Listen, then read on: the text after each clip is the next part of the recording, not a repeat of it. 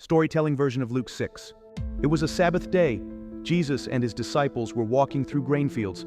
The disciples began to pluck heads of grain, rubbing them in their hands and eating. But some Pharisees confronted them. "Why are you doing what is not lawful on the Sabbath?" Jesus responded with a story. "Have you not read what David did when he and his companions were hungry? He entered the house of God and took the consecrated bread, something only priests were permitted to eat, and gave it to his men. Then he added, 'The Son of Man is Lord of the Sabbath.' On another Sabbath, Jesus entered a synagogue to teach. A man was there with a shriveled hand. The teachers of the law watched closely, hoping to accuse him. Jesus knew their thoughts. He stood up and said to the man, 'Get up and stand in front of everyone.' Then he asked the crowd, 'Is it lawful to do good or to do harm on the Sabbath, to save life or to destroy it?' Silence fell.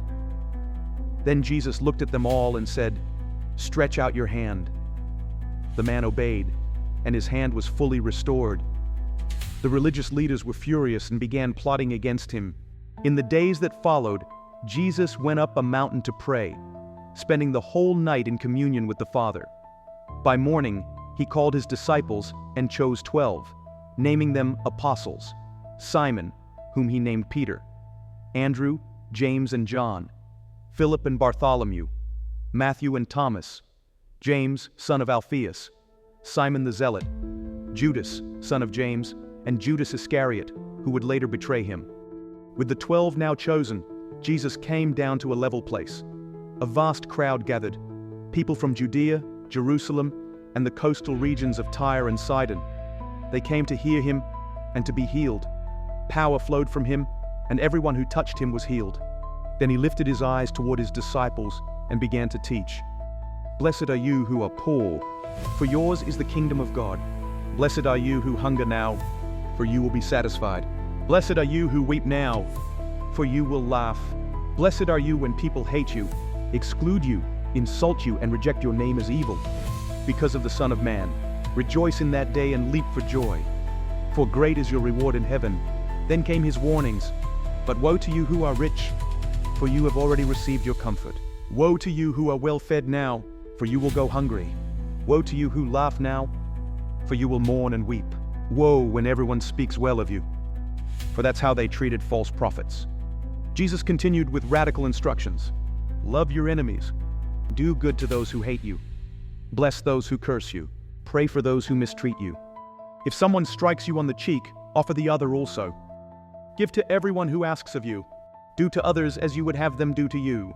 He pressed deeper. "If you love those who love you, what credit is that to you? Even sinners do that.